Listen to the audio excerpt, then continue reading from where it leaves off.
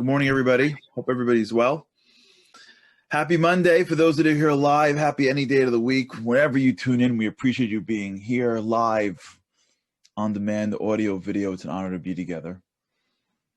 We ended off last week asking you guys about whether you've had the opportunity to look deeper into your words. If you had, we'd love to hear about it and some of your experiences. This is real work. This stuff that we're doing here, in my humble opinion, not because of what's coming out of my mind, it's because of what I've been learning from better people, my mentors and teachers. This stuff is real hard stuff. It's real hard stuff. If you're listening to this, I appreciate it. Thank you. But if you're listening to it, then shutting it off and going back to your life, I think you're missing the power of it, which is what we're doing now in particular really applies and has benefit to you when you take a moment during your day to apply it. You can learn anything you want about how to swing a baseball bat, but it doesn't really make sense till you get out into a baseball diamond, stare at a ball and try to swing. And all you got to do is swing a few times and you go back and you go, okay, I got it. And even for the non-sports fans in this room, that's how athletes really become great, is they go out and play and someone videotapes them and they go back into some film room and they watch and they learn. But their learning really is sort of during the ebb and the flow of doing, learning, talking, applying. And the stuff that we're talking about right now really makes more sense to those that are going to take a few minutes a day and try to apply it. And I hope you will, for no other reason than I hope you and I just become stronger, better people. So just to review a little bit, we're trying to get down to the layers of what takes place beneath or within our words. Our words are packages. And if we don't look at them as that, we're going to live in a very surface world. The little kids get excited about the package. They have more fun with the little bubble wrap, popping the bubbles, than they have with the actual stuff in the package. People get very excited about the things on the outside. People assume that those that I want to be in a relationship with really is first and foremost about the outside. You can see people dating others 99% because of how they look on the outside. We have become really focused on the surface. Now that we can control it and make our screens make us look better than we actually look, I mean, forget it. But as we start to delve in, we realize that the real stuff that's going on is on the inside. So when I speak, those words feel like they're inner words, right? It's not surface, but it really is surface. And so the words that I use really is just containing the feelings that I have, the thoughts that I have. And when I go into the factory called my mind, and I go to the empowering part of the factory, and I got to deliver something empowering to you because I have empathized with you and I want so badly for you to be empowered, and I want so badly for you to feel my love, and I want so badly for you to understand something so that you can be better because I think the world of you, because I believe in you. Then the words that I'm using is just the packaging to the emotions that I feel. And that's what makes it so awesome. That's why when you hear it, you feel different. Last night, we had the dinner for our shul, our synagogue. The rabbi of our synagogue, Rabbi Moshe Weinberger, is so beloved. It's unbelievable. We fall over ourselves to connect to him. And people don't understand why. They're like, is it because of this word or that word? Is it because of this story or that story, this speech or that speech? And the answer is it's because of none of it. It's because he really believes in us to a level where you almost never encounter people that believe in you as much as he does. And we brought that out in the dinner last night and every other dinner. But once you understand that core principle that the rabbi, at least in my shul, and I hope of yours, and I hope in your school or wherever it is that you connect to, believes in you so much, then whatever he tells over is a package to that.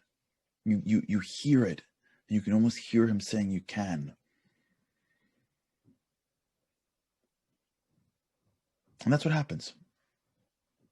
When you believe in somebody and you're constantly delivering messages to them, even if the messages are critical, by the way.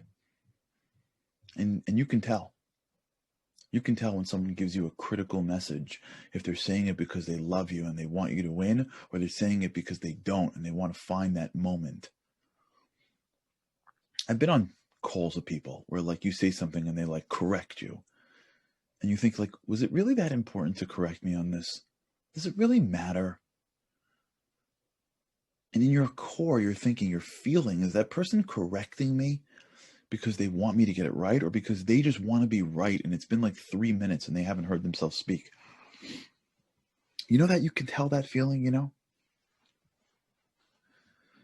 So the first level that we've been discussing is this level of speech. And the second level that we've been discussing is this level of, hold on a second. The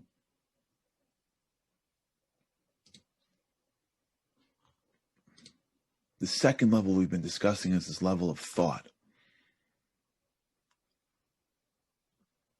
And when we're in this world of trying to get through each one,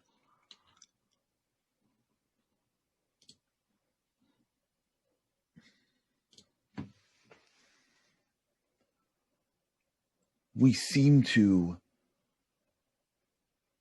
delve in and deepen our thinking. Now we're going to go one level deeper. And now we're going to recognize there's something beneath what's really going on here, which is that underneath even the concept of thought, of speech and thought, is this idea that there's something that is underneath them both. And that is that underneath my thought, there is some desire that I'm trying to express. Some desire that I'm trying to fulfill. And what's happening is, if we can go even deeper, is underneath the desire that is causing the thought is something that's driving me to have the thought. So I may have a desire to eat that's causing me to think, I want that food, which is causing me to say, can I have that food? So when I see something on the table that I want, and my thought comes in and goes, I want that, it's coming from a deeper desire that wants to fulfill a need. So the desire to fulfill a certain need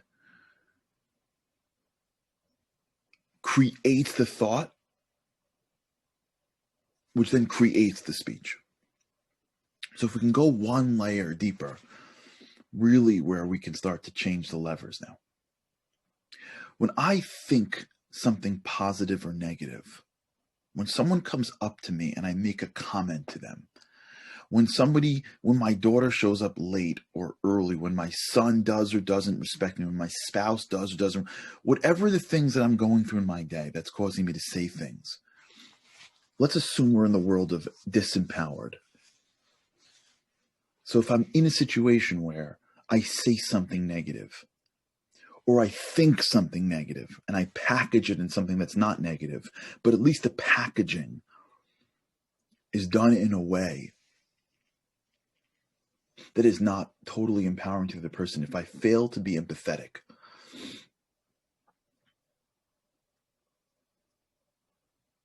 it's because it's coming from some deeper thought, some deeper piece of me, And that deeper piece of me is incomplete. So what's happening is, if we can go to this space together just for a few minutes today, just for a few seconds, come to the space with me that's driving the negative thoughts. So the negative thought that we have that causes us to speak, that's in our mind. So if you can almost picture it with me, we're in the factory. At the edge of the factory where the boxes are being sent out to shipping is our speech. In the factory, positive, negative, right, is really the emotion, the thoughts that's driving the speech. And that's where we think it ends. But there's some place that's even deeper, that's driving the car, the forklift, to go pick up the packages, either from negative or from positive. I hope everybody's still with me in this example. So when I say good morning, my good morning is the package at the end of the factory. In my head, I'm feeling negative, threatened, upset, which is causing my good morning to be a package for negativity. But something is driving that negativity. Why don't I wake up in the morning and feel totally positive? Why don't I wake up in the morning and have every single one of my thoughts be empowered? Why do I go to the office and not be overwhelmed with positivity? How come when I walk around in my day, I'm not walking around with this sense of tremendous gratitude and everything else? Why? Where's it coming from?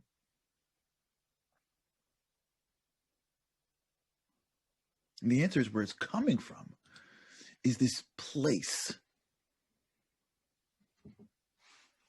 called not enough. I want to pause for a second here because I almost forgot that today's boost is sponsored for the second yahrzeit of Michael Saronov, Michal Yitzchak ben Yaakov Yosef, who succumbed to his disease March 1st, 2019. He was a uniquely kind and unconditional and loving person. He loved puns and his soft way of speaking volumes of wisdom. He's survived by his wonderful wife Jody and his mother Fega, Penk and his sisters Henya and Sharon, and his amazing four sons, daughters-in-laws, and grandchild, nieces and nephews. May his neshama have an aliyah. In his love, he's lovingly remembered always and forever by his friends and his family.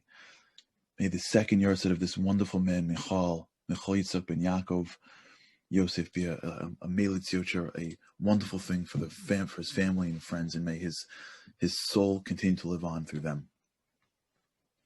So I want to go back to our factory for a second. What's driving it?